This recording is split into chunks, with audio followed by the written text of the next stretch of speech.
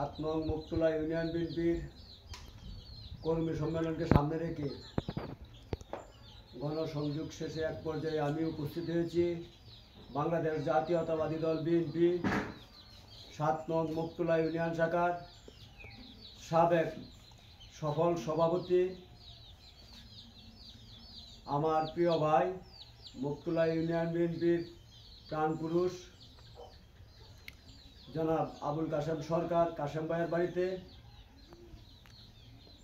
আমরা নতুন প্রজন্ম যারা আমরা বিএনপি করি আমরা হয়তো অনেকেই জানি না, আজকে এই কাশেম ভাই স্বৈরাচার হাসিনা যখন 21 বছর পর ক্ষমতায় আসে 1996 সালে এসেই যখন বাংলাদেশের মানুষের উপর অত্যাচার নির্যাতন চালায়, বিশেষ করে বিরোধী দল বাংলাদেশ জাতীয়তাবাদী দল বিএনপি সকল নেতাকর্মী সহ অত্যাচার নির্যাতন শুরু করেছিল, ঠিক সেই মুহূর্তে আজকে যার বাড়িতে এসেছি কর্মী সম্মেলনের দাওয়াত নিয়ে আবুল কাশেম সরকার কাশেম ভাই, তখন সেই 96-97 সালে স্বৈরাচারের আমলে উনি আমাদের মুক্তলা ইউনিয়ন বিএনপির দায়িত্বভার গ্রহণ করেছিলেন, ইউনিয়ন বিএনপির সভাপতি হয়েছিলেন।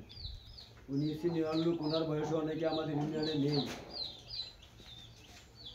আসন্ন 7 নং মুক্তলা ইউনিয়ন বিএনপির কর্মী সম্মেলনে দাওয়াত নিয়ে ভাইয়ের কাছে এসেছি। উনি অত্যন্ত খুশি হয়েছেন, আমাকে পরামর্শ দিয়েছেন।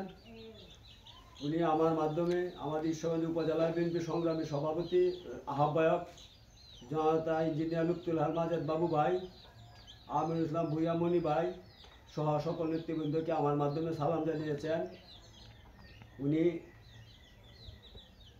আসন্ন কর্মী সম্মেলনে উনি আমার সাথে আমার পাশে থেকে আমাকে সহযোগিতা করবেন। উনি স্পষ্ট ভাষায় বলেছেন যে বিগত 17টি বছর আমরা রাজপথে ছিলাম, অত্যাচার নির্যাতন জেল জুলুম আমরা সহ্য করেছি। বিশেষ করে উনি স্বীকার করেছেন, উনি আমাকে আশ্বস্ত করেছেন উনি আমাকে নিয়ে আগামী কর্মী সম্মেলনে, যেখানে প্রধান অতিথি হিসেবে উপস্থিত থাকবেন আমাদের মুক্তলা ইউনিয়নের সেই কর্মী সম্মেলনে মাননীয় ঈশ্বরগঞ্জ উপজেলা বিএনপি সংগ্রামী আহ্বায়ক জননেতা ইঞ্জিনিয়ার লুৎফুল আহমেদ বাবু ভাই, এবং প্রধান বক্তা হিসেবে উপস্থিত থাকবেন সদস্য সচিব আমিনুল ইসলাম ভুইয়ামণি ভাই।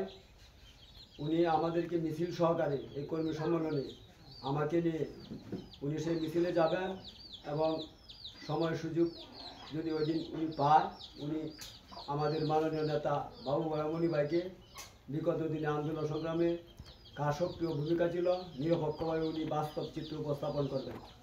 এবং উনি আমাকে বলছেন যে আমি কর্মী সম্মেলনে করার জন্য সর্বোচ্চ সহযোগিতা নেতাকর্মী থেকে উনি করবেন, এবং উনি আমার মাধ্যমে সকলের কাছে দোয়া চেয়েছেন।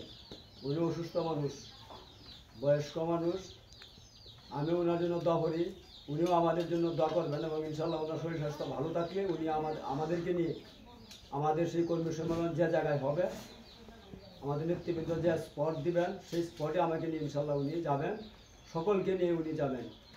এই আশা আহ্বান ব্যক্ত করে আমি আমার কথা এখানে শেষ করছি।